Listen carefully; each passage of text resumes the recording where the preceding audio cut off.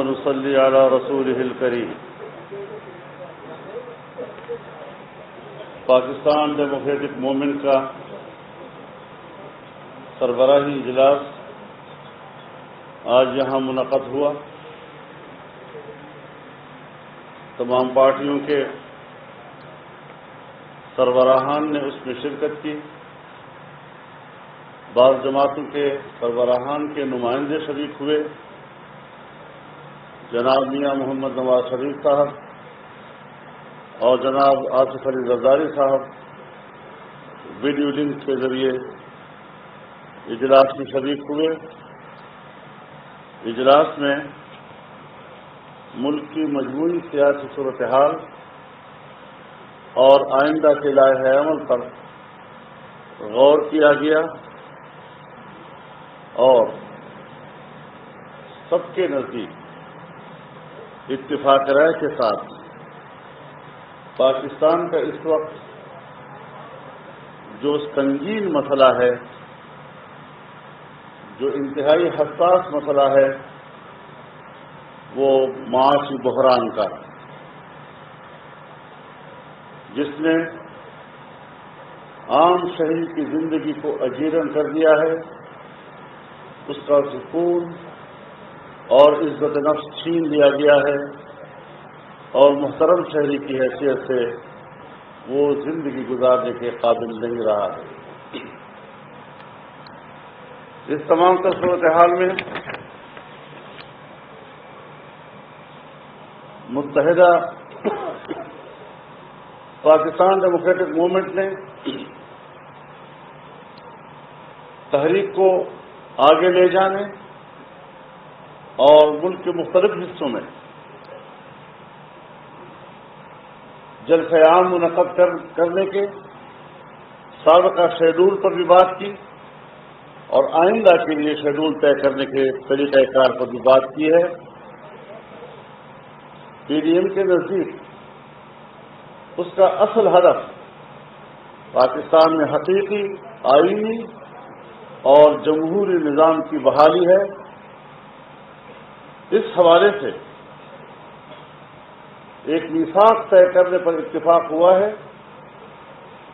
13 نومبر کو steering committee کا اجلاس ہوگا، جس میں تمام پارٹیاں ایک متفقہ میثاق کے لیے اپنی اپنی تجاویز لائیں گی اور تمام پارٹیوں کی تجاویز کے اشتراک کے ساتھ ایک متفقہ میثاق طے کر لیا جائے گا.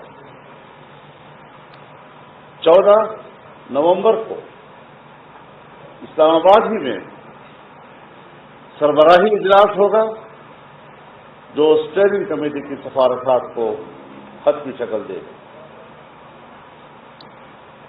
اجلاس میں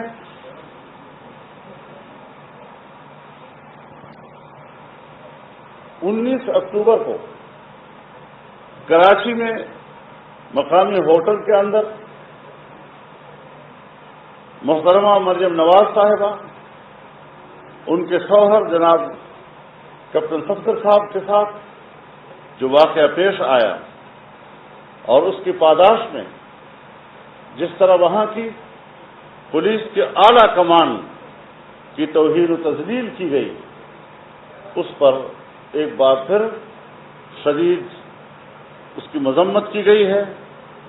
اور پھر اس کے بعد آرمی چیف کی سطح پر مداخلت ہوئی، کیونکہ پولیس کے تمام افسران نے صوبے میں چھٹی پر جانے کا فیصلہ کر دیا تھا اور ان کو یہ کہا گیا تھا کہ ہم ایک تحقیقاتی کمیٹی بنائیں گے جو 10 روز کے اندر سفارشات پیش کرے گی. لیکن آج 3 ہفتے ہو رہے ہیں، اس کی کسی قسم کی ابھی تک رپورٹ سامنے نہیں آ رہی. کیوں نہیں آ رہی اور اس حوالے سے کس بنیاد پر تاخیر کی جا رہی ہے؟ تو اس حوالے سے بھی تشویش کا اظہار کیا گیا اور پولیس کے ساتھ روا رکھے گئے ناروا سلوک کی شدید الفاظ میں مذمت کی گئی ہے. آج کے ہمارے اجلاس میں پاکستان کے وزیر داخلہ اعجاز شاہ کے بیان پر بھی احتجاج کیا گیا، جس میں انہوں نے ایک طرف اعتراف کیا ہے کہ ماضی میں عوامی نیشنل پارٹی کے قائدین اور ان کے اراکین جو قتل کیے گئے، شہید کیے گئے، وہ کیوں شہید کیے گئے تھے، اور آج آنے والے دنوں میں پھر مسلم لیگ کو دھمکی دی ہے کہ اگر وہ اس روش پہ جائے گی تو پھر ان کے لوگ بھی قتل کیے جائیں گے۔ اعتراف ہے ریاست کی سطح پر کہ پاکستان میں اصل دہشت گرد کون ہے، سیاسی جماعتوں کے قائدین اور ان کی معزز اراکین کو نشانہ بنانے والے اصل قوتیں کون ہیں، فرنٹ پر دہشت گردوں کو رکھتے ہیں، اور در حقیقت اس کی منصوبہ بندی ریاست کی سطح پر کیوں ہوتی ہے، اس کو بھی ہائی لائٹ کیا گیا اور اس پر شدید الفاظ میں اس کی مذمت کی گئی ہے، اور یہ طے کیا گیا ہے کہ اگر کوئی بھی دوسرا حادثہ ہوتا ہے یا پی ڈی ایم کے جلسے میں کوئی واقعہ ہوتا ہے تو پھر ہمیں تحقیق کی ضرورت نہیں ہوگی، ہمیں اس میں جرم کرنے والی شخصیات کا اور اداروں کا پتہ چل گیا ہے، یہی ان کے آئندہ کے لیے ذمہ دار ہوں گے۔ فارن فنڈنگ کیس کا فیصلہ کیوں زیر التواء ہے؟ ساری دنیا کو چور کہا جا رہا ہے، عدالتوں میں گھسیٹا جا رہا ہے، نیب میں گھسیٹا جا رہا ہے، اور خود اپنے اوپر دائر مقدمات التوا کا شکار ہوتے جا رہے ہیں۔ اس سے صاف ظاہر ہے کہ دال میں سب کچھ کالا ہی ہے۔ جسٹس قاضی فائز عیسیٰ صاحب کے فیصلے کے بارے میں جو سپریم کورٹ کے ریمارکس ہیں وہ انتہائی اہمیت کے حامل ہیں۔ اس سے حکومتوں کی رویے، حتیٰ کہ پرائم منسٹر ہاؤس کے رویے، پریزیڈنسی کے رویے، اداروں کے رویے، وہ صاف طور پر سامنے آ رہے ہیں کہ وہ ملک کی سیاسی، آئینی اور جمہوری نظام پر کس قدر منفی اثرات مرتب کر رہے ہیں۔